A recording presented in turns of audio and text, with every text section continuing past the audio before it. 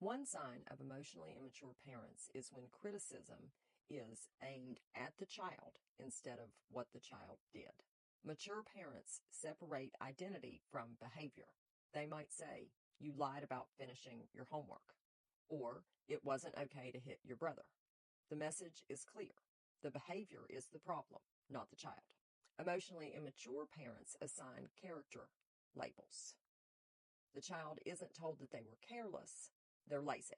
They aren't told they interrupted, they are rude. They aren't told they made a mistake, they are stupid, selfish, or ungrateful. Words matter. Behaviors are temporary and changeable, while personality traits feel permanent. A child can correct forgetting to clean their room or speaking out of turn, but it can be much more difficult to know how to fix being inherently selfish or difficult. Criticism shifts from something the child did to something they supposedly are, which can create deeply embedded shame. This often sounds like a parent saying, "You always have an attitude," instead of, "You spoke to me disrespectfully just now." Or a child hears, "You're always lazy," instead of, "I need you to try to remember to do your chores." A child who cries during conflict may hear, "You're so dramatic," instead of, "It's okay to be upset, but we still need to talk about what happened." The conversation stops being about solving a problem and becomes an attack on the child's character. Emotionally mature parents rely on this kind of criticism because addressing behavior requires self-control and emotional regulation, skills they don't really possess.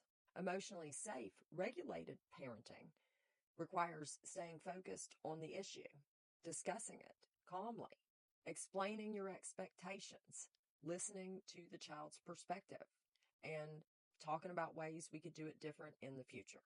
Character attacks are easier. They allow the parent to discharge their frustration immediately without doing the more difficult work of guidance and teaching, the actual parenting. Emotionally immature parents seem to favor methods that require the least engagement with their child. Criticizing personality traits can help the parent avoid accountability. If the problem is the child, the parent never has to examine their own behavior. They don't have to look at their communication style or unrealistic expectations. Labeling the child as the problem keeps the responsibility one-sided and preserves the parent's belief that they're always in the right. Children raised in this type of environment become highly self-critical adults. Instead of, "Did I make a mistake?" they may ask themselves, "What's wrong with me?" Many develop people-pleasing, perfectionism, and anxiety around disappointing others. Mistakes feel dangerous to their identity rather than just being normal, parts of being human, and an opportunity to learn and improve. Healthy parents do something very different. They protect the child's dignity while correcting behavior.